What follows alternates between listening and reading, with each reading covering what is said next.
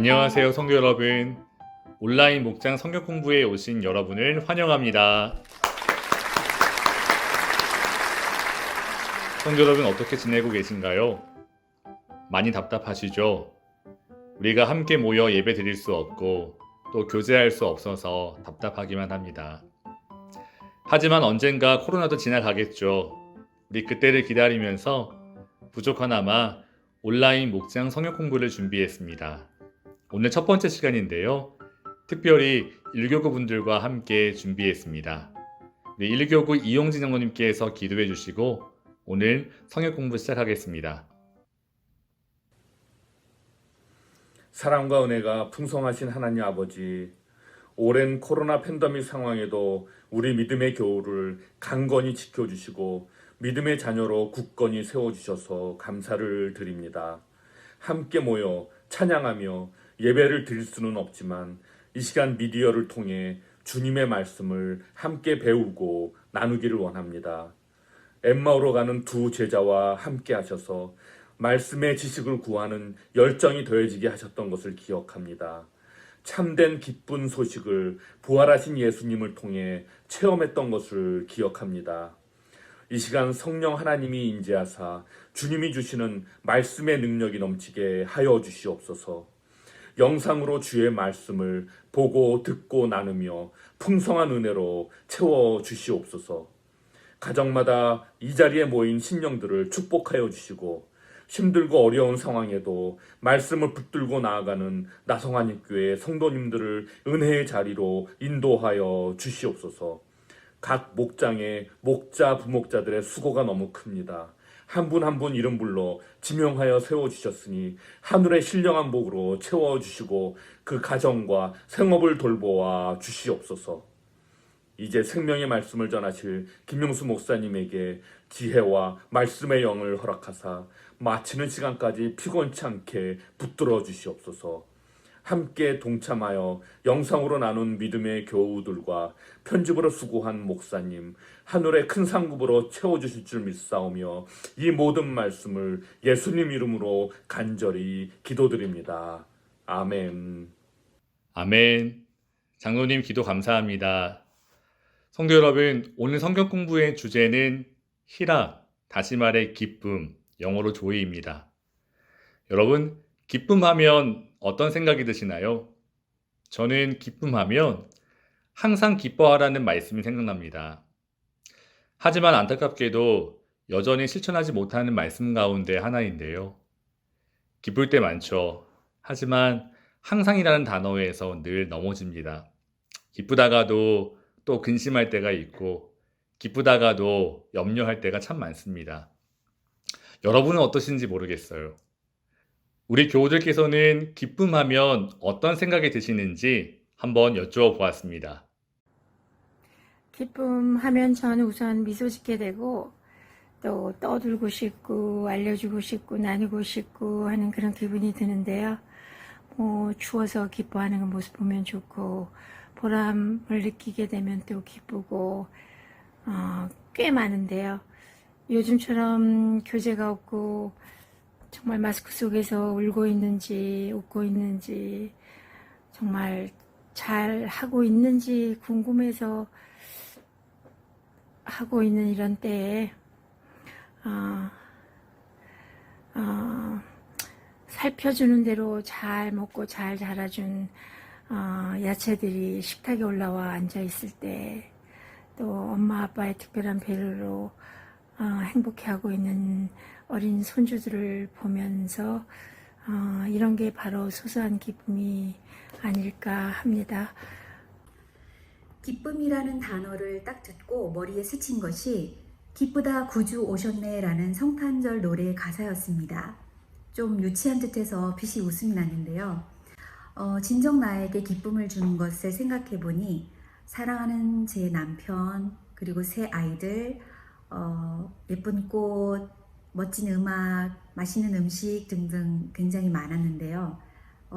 그런데 생각을 하면 할수록 다시 성탄절이 떠올랐습니다. 실제로 성탄절은 저에게 많은 기쁨을 주는데요. 다른 주와 다른 나라에 뿔뿔이 흩어져 있던 온 가족이 함께 모이는 시간이기 때문에 저는 한 달 전부터 집 안팎을 예쁘게 장식하고 또 음식도 준비하면서 굉장히 기쁜 마음으로 그날을 기다립니다. 또한 성탄절은 저희의 죄를 위해서 하나님이신 예수님께서 이 땅에 오신 날이기도 하잖아요. 저희를 구원하시려고 또 저희의 죄를 대속하기 위해서 이 땅에 오신 예수님. 그러니 기쁘다 구주 오셨네 라는 성탄곡의 가사가 제 머리에 스친 것은 실은 유치한 것이 아니라 진정 나에게 기쁨인 성탄절의 의미를 다시 한번 깨닫게 해준 것 같습니다. 식탁에 올라와 있는 야채를 보고도 기뻐한다는 권사님의 말씀이 참 마음에 와닿습니다. 그리고 역시 기쁨하면 성탄절이죠. 집사님 감사합니다. 그럼 기쁨하면 우리 남성 교우들께서는 어떤 생각이 드시는지 한번 들어보겠습니다. 전 기쁨이라는 말을 들을 때 주님 말씀 안에서 기뻐하며 사는 생각을 먼저 떠올립니다. 내가 세상에서 원하는 것을 이루거나 얻었을 때에는 잠시의 만족이나 성취감을 느낄 수는 있었지만 진정한 기쁨은 아니었다고 생각합니다. 주님의 말씀에 순종하는 삶, 즉 예수님의 말씀 안에 거하는 삶을 살려고 하고 깨어있을 때에는 마음의 평강이 있으며 세상의 기준에 휘둘리는 삶, 항상 무언가가 불만인 삶과는 확연히 틀린 삶이라고 생각합니다. 그래서 저는 마음에 불만이 있거나 기쁨이 없다고 느낄 때에는 성경을 읽거나 아니면 하나님께 기도를 하면서 예수님께로 다시 돌아가는, 즉 하나님께서 정말 값없이 은혜로 주신 마음 깊이 느낄 수 있는 평안함이나 기쁨을 누리는 삶을 살아가려고 하고 있습니다. 집사님 말씀 듣다 보니까 제가 참 부끄러워지네요. 집사님 말씀 듣고 여기서 성경 공부 마쳐도 될 것 같습니다. 집사님, 다시 한번 감사드립니다. 성도 여러분, 오늘 우리는 처음 제자들이 누렸던 기쁨이 무엇이었는지, 그리고 우리도 어떻게 그 기쁨을 누릴 수 있는지 함께 나누고자 합니다. 오늘 본문의 말씀은 누가복음 24장 33절에서 53절 말씀까지입니다. 장미라 집사님께서 읽어주시겠습니다. 곧 그때로 일어나 예루살렘에 돌아가 보니 11 제자 및 그들과 함께 한 자들이 모여 있어 말하기를 주께서 과연 살아나시고 시몬에게 보이셨다 하는지라. 두 사람도 길에서 된 일과 예수께서 떡을 떼심으로 자기들에게 알려진 것을 말하더라. 이 말을 할 때에 예수께서 친히 그들 가운데 서서 이르시되 너희에게 평강이 있을지어다 하시니 그들이 놀라고 무서워하여 그 보는 것을 영으로 생각하는지라. 예수께서 이르시되 어찌하여 두려워하며 어찌하여 마음에 의심이 일어나느냐. 내 손과 발을 보고 나인 줄 알라. 또 나를 만져보라. 영은 살과 뼈가 없으되 너희 보는 바와 같이 나는 있느니라. 이 말씀을 하시고 손과 발을 보이시나 그들이 너무 기쁨으로 아직도 믿지 못하고 놀랍게 여길 때에 이르시되 여기 무슨 먹을 것이 있느냐 하시니 이에 구운 생선 한 토막을 드리니 받으사 그 앞에서 잡수시더라. 또 이르시되 내가 너희와 함께 있을 때에 너희에게 말한 바 곧 모세의 율법과 선지자의 글과 시편의 나를 가리켜 기록된 모든 것이 이루어져야 하리라 한 말이 이것이라 하시고 이에 그들의 마음을 열어 성경을 깨닫게 하시고 또 이르시되 이같이 그리스도가 고난을 받고 제3일에 죽은 자 가운데서 살아날 것과 또 그의 이름으로 죄 사함을 받게 하는 회개가 예루살렘에서 시작하여 모든 족속에게 전파될 것이 기록되었으니 너희는 이 모든 일의 증인이라.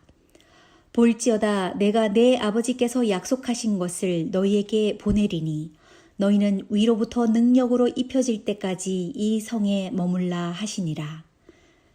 예수께서 그들을 데리고 베다니 앞까지 나가사 손을 들어 그들에게 축복하시더니 축복하실 때에 그들을 떠나 하늘로 올려지시니 그들이 그에게 경배하고 큰 기쁨으로 예루살렘에 돌아가 늘 성전에서 하나님을 찬송하니라. 아멘. 오늘 본문의 말씀을 보시면 엠마오로 내려가던 제자들이 예수님을 만납니다. 하지만 처음에는 예수님을 알아보지 못했습니다. 그들이 예수님과 식사하는 도중에 그들의 눈이 열려 비로소 부활하신 예수님을 보게 됩니다. 그런데 안타깝게도 부활하신 주님은 곧 그들의 시야에서 사라집니다. 성도 여러분, 오늘 본문의 첫 장면을 한번 상상해 볼까요?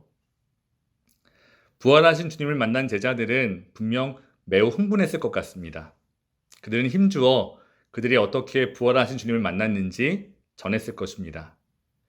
하지만 여전히 다른 제자들은 반신반의하며 그 부활을 의심했을 것 같습니다. 그런데 갑자기 제자들의 대화를 중단시키는 한 가지 사건이 발생합니다. 바로 부활하신 주님이 나타나셨습니다. 그런데 이상하게도 제자들은 놀라고 무서워했다고 기록되어 있습니다. 이것은 제자들의 믿음의 상태가 어떠했다는 것을 보여주고 있나요? 정분환 권사님께서 이렇게 텍스트를 저에게 보내주셨습니다. 제가 읽어드리겠습니다. 예수님께서 3일 만에 살아나리라 하신 말씀을 믿지 못하고 부활을 의심했다. 제자들의 믿음은 바닥이었다. 제자들의 믿음은 바닥이었다. 참 권사님 예리한 지적이신데요. 참고로 성도 여러분, 온라인 목장 성경 공부에는 이렇게 텍스트를 보내주셔도 참여하실 수 있습니다. 여러분의 많은 참여 기다리겠습니다. 그럼 다른 교우들께서는 어떻게 생각하시는지 한번 들어보겠습니다. 오늘 본문 말씀을 보면 제자들은 예수님이 돌아가신 후 예수님의 부활하실 것을 믿지 않았고 또 생각도 하지 못한 것 같습니다. 예수님 생전에 부활에 대하여 여러 번 말씀하셨음에도 제자들은 부활하신 예수님을 보고도 무서워하였고 또 영어로 생각하였습니다. 두려워하였고 의심하였습니다. 제자들의 믿음 상태를 말해주는 것이겠지요. 장로님 감사합니다. 장로님의 말씀도 권사님의 말씀과 크게 다르지 않은 것 같습니다. 여전히 제자들은 부활에 대한 믿음을 가지지 못했습니다. 그래서 예수님께서는 자신의 손과 발을 보이시며 제자들에게 만져보라고 말씀하십니다. 여러분, 예수님께서 자신의 손과 발을 내미시며 만져보라고 하신 또 다른 이유가 있을까요? 바로 그때 갑자기 방안이 밝아지며 육신의 몸으로 부활하신 선생님을 눈앞에서 보는 순간 너무 놀라 혼비백산하며 부끄러워 허둥지둥 숨을 곳을 찾았을지도 모르겠습니다. 그러나 제자들을 너무나 사랑하셨던 예수님께서는 온유하고 부드러운 목소리로 얘들아 놀라지 마. 나야. 믿어지지 않지? 충분히 그럴 수 있어. 그렇다면 내 두 손과 두 발의 못자국을 한번 만져봐. 그러면 확실히 믿어질 거야. 그리고 내가 지금 배가 고파. 먹을 것이 있으면 좀 줄 수 있겠니? 제자들과 한 상에 둘러앉아 식사를 하신 후 그 육신 그대로 하늘로 올라가신 모습을 다 지켜본 제자들은 그날 그 일들의 확실한 증인이 되었으면 당연한 일이었을 겁니다. 그 누군가에 잡혀 모욕을 당하고 크나큰 곤욕을 치른다 해도 내가 본 것을 보았다 말하는 것이지 거짓을 말하는 것이 아닙니다. 나도 처음에는 믿지 못했는데 나중에 내 눈으로 똑똑히 보았고 올라가실 때 그 모습 그대로 다시 오신다 약속하셨던 말씀을 들었던 수많은 목격자들이 허다한데 우리 모두 예수를 믿고 다시 오시는 주님을 함께 맞이합시다. 외치며 확신에 차서 전하는 제자들의 믿음의 상태의 모습이 확실하게 그려집니다. 네, 그렇습니다. 권사님의 말씀대로 예수님께서는 자신의 손과 발을 보이시며 제자들에게 부활에 대한 확실한 믿음을 주셨을 뿐만 아니라 그 제자들을 부활의 확실한 증인으로 세워주셨습니다. 어떠한 환난과 위협 앞에서도 더 이상 굴하지 않는 확실한 부활의 증인, 믿음의 사람으로 그들을 세우셨습니다. 그런데 오늘 41절 말씀을 보니까 부활하신 주님을 만나고 제자들은 너무 기뻐서 아직도 믿지 못했다고 합니다. 여러분, 그 이유가 무엇일까요? 41절에 예수님께서 그들에게 보이셨을 때에 그들은 너무 기쁨으로 아직도 믿지 못하고 놀랍게 여겼다고 했습니다. 그들은 예수님께서 살아나셨다는 이야기를 여자들을 통해, 시몬을 통해, 또 엠마오로 가던 두 제자를 통해서 들었습니다. 그래도 믿지 못했습니다. 예수님께서 보이셨을 때도 아직도 믿지 못했습니다. 그런데 예수께서 그들의 마음을 열어주시고 성경을 깨닫게 하셨을 때에 아마도 그들은 그 믿지 못했던 것이 너무도 죄송했을 것 같습니다. 그리고 어둠이 깊을 때 빛이 밝듯이 슬픔이 너무 컸기 때문에 그 기쁨이 더 컸을 것으로 생각합니다. 너무 기뻐서 그 기쁨을 나누고자 하는 마음이 그 마음으로 인해 마음이 뜨거웠을 것 같습니다. 믿지 못했던 것이 너무 죄송했을 것 같다는 집사님의 말씀이 제 마음에 참 와닿네요. 집사님 감사합니다. 다른 분들께서는 어떻게 생각하시나요? 너무 놀라고 믿지 못하고 그런 상황은 우리가 이렇게 살면서 그 작은 일, 흔한 일, 사소한 일들, 또 많이 경험되는 그런 일들이 어떤 결과가 났을 때 우리가 이렇게 너무 기쁘고 그래서 믿어지지 않고 그런 표현은 보통 쓰지 않잖아요. 만약에 어떤 사람이 중병, 암에 걸려서 살지 못할 거다 그랬는데 나중에 의사의 판정이 암이 깨끗해졌다. 그러면은 너무 기쁘지만 또 믿어지지 않아 가지고 그 다른 의사를 또 만나고 또 다른 의사를 만나고 이제 그런 경우가 있거든요. 그러니까 이제 그런 경우인 것 같고 그 성경에서 베드로가 옥에 갇혔고 믿음의 사람들은 베드로의 석방, 베드로의 옥에서 나음을 위해서 간절히 기도했는데 베드로가 실제로 옥에서 나와서 집에 와서 문을 두드리니까 그때 문을 열라고 나왔던 계집 여종이 문은 열지 못하고 너무 놀라가지고 다시 그냥 그 기도하는 사람 모임으로 뛰어들어갔던 그런 성경 말씀이 있거든요. 그리고 또 우리가 잘 아는 히스기야 왕이 그렇게 네가 결코 살지 못할 거라고 했을 때에 그 기도하니까 15년 더 살게 해주시는 그때, 그래서 히스기야 왕이 도저히 믿어지지 않아 가지고 어떠한 이렇게 표적을 보여주실 거냐고 믿어지지 않아 가지고 그런 일. 그러니까 얘는 예수님께서 부활하셨다고 하지만 도저히 믿어지지 않는, 이게 정말 사실일까 하는 그렇게 사실인데 너무너무 놀라워가지고 믿어지지 않는 그런 상태. 아마 그런 상태가 지금 이때 41절 그 제자들의 마음의 상태가 아니었을까 그런 생각을 해봅니다. 사실이지만 너무 놀라워서 믿을 수 없었다는 장로님의 말씀, 저도 100% 동의합니다. 성도 여러분, 제자들은 너무 기뻤습니다. 부활하신 주님을 만나고 그들의 삶은 기쁨의 삶으로 완전히 바뀌었습니다. 사랑하는 성도 여러분, 오늘 만약 여러분 마음 가운데 기쁨이 없다면 한번 이렇게 스스로 질문해 보았으면 좋겠습니다. 나는 과연 부활하신 주님을 만난 적이 있는가? 그 부활하신 주님을 내가 믿으며 오늘도 부활의 소망을 가지고 살아가고 있는가? 성도 여러분, 부활의 소망을 가진 사람은 어떠한 환난과 시험 앞에서도 결코 절망하지 않습니다. 우리 교우들에게 이 놀라운 부활의 소망이 있으시기를 주님의 이름으로 축원합니다.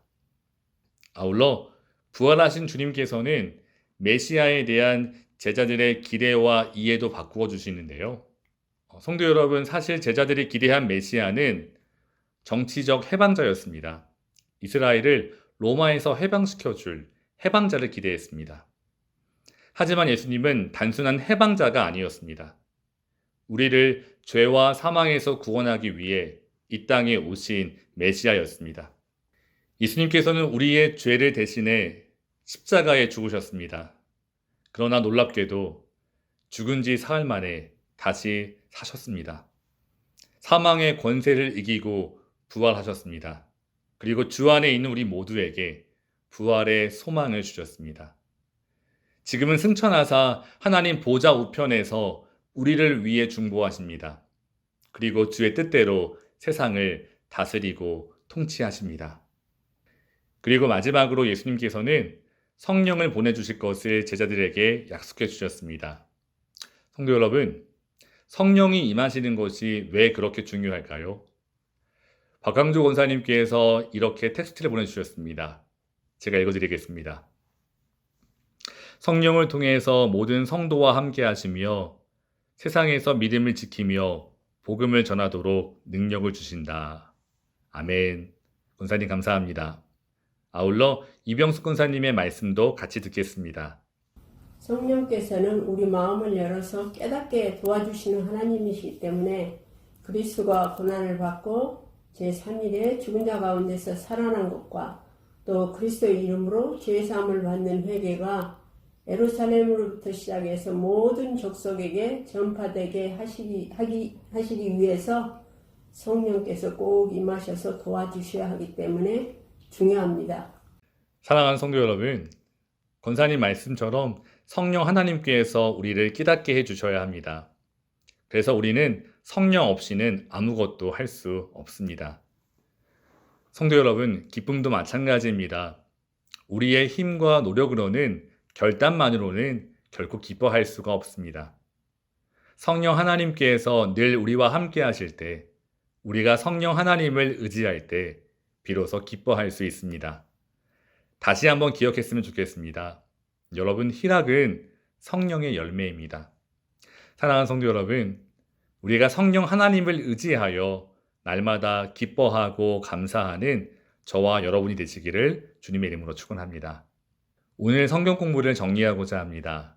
저는 오늘 말씀을 준비하며 52절 이하의 말씀을 주목했는데요. 제가 읽어드리겠습니다. 그들이 그에게 경배하고 큰 기쁨으로 예루살렘으로 돌아가 늘 성전에서 하나님을 찬송하더라. 아멘.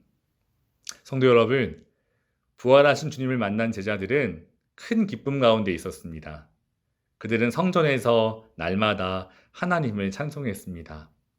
오늘 우리에게도 그 기쁨이 있기를 소망합니다. 사랑하는 성도 여러분, 우리가 기뻐할 수 있는 이유는 사실 환경의 변화 때문이 아닙니다. 환경은 늘 변합니다. 환경에 따라 기뻐한다면 항상 기뻐할 수 없습니다. 그러나 우리에게는 부활하신 주님이 있습니다. 우리에게는 부활의 소망이 있습니다. 그러므로 어떠한 상황 속에서도 우리는 기뻐할 수 있습니다. 성령 하나님께서 우리와 함께 하시고 우리를 도우시기 때문입니다. 우리의 힘으로는 할 수 없지만 성령 하나님은 하실 수 있습니다. 그럼 날마다 성령 하나님을 의지하며 주 안에서 기쁨의 열매를 가득 맺는 저와 여러분 되시기를 주님의 이름으로 축원합니다. 성도 여러분, 오늘 첫 번째 온라인 성경 공부 어떠셨나요? 아직 부족한 점이 많지만 저는 이렇게라도 여러분을 뵐 수 있어서 참 좋았습니다. 하지만 나눔과 교제가 부족하시죠? 그래서 기회가 된다면 각 목장마다 줌을 통해 함께 만나 서로 교제하고 나누셨으면 좋겠습니다. 특별히 오늘 함께 참여해 주신 우리 1교구 교우분들께 다시 한번 감사드립니다. 다 같이 기도하시고 오늘 성경 공부를 마치겠습니다. 사랑의 하나님, 우리를 죄와 사망에서 구원해 주시고 부활의 소망을 주시니 감사합니다. 어떠한 환경과 상황 속에서도 우리에게 부활의 소망이 있기에 우리는 기뻐할 수 있습니다. 성령 하나님께서 오늘 우리와 동행하시는 줄 믿습니다. 비록 코로나 바이러스로 인해서 지금 힘들고 어려운 시간 가운데 있지만 성령 하나님을 의지하여 날마다 기뻐하고 감사하는 저희 모든 교우들 될 수 있도록 인도해 주시옵소서. 오늘도 부활의 주님을 바라보며 부활의 소망을 가지고 날마다 찬송과 영광 올려드리는 저희 모두가 될 수 있도록 복내려 주시옵소서. 예수님의 이름으로 간절히 기도합니다. 아멘. 사랑하는 성도 여러분, 다음 시간에 또 뵙겠습니다. 감사합니다.